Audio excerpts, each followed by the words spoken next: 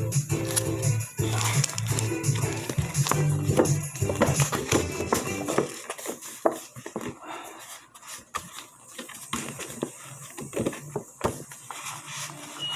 isang liblib na sitio sa bayan ng Marin, matatagpuan ang isa sa pinakakinatatakong Panginoon sa buong Zambales at Pangasinan.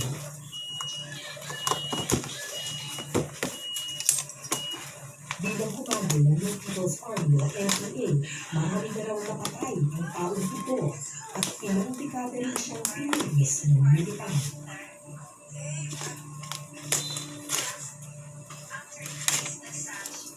Medyo itong tirahan ni Commander Oma.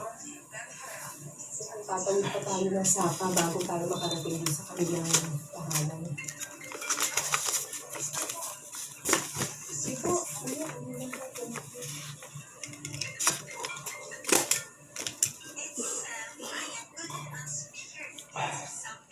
hindi kakailang kabado ako habang nakalagay sa tirahan ng pinasagang Kakoma.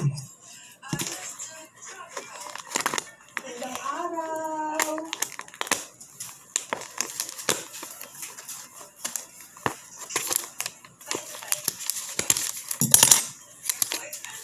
Hello! Magandang araw po. Saan po yung bahay niyo? Kakoma? Ito po susunod? Thank you po.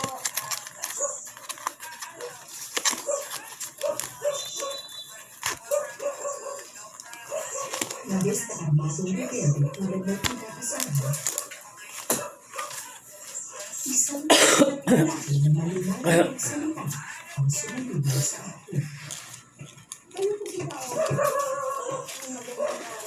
Ito si Cara. Kumusta po?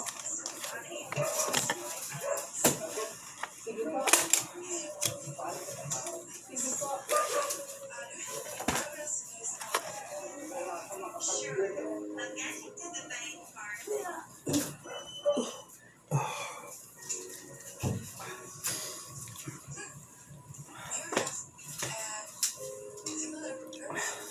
Dating division commander ng NPA si Kakoma.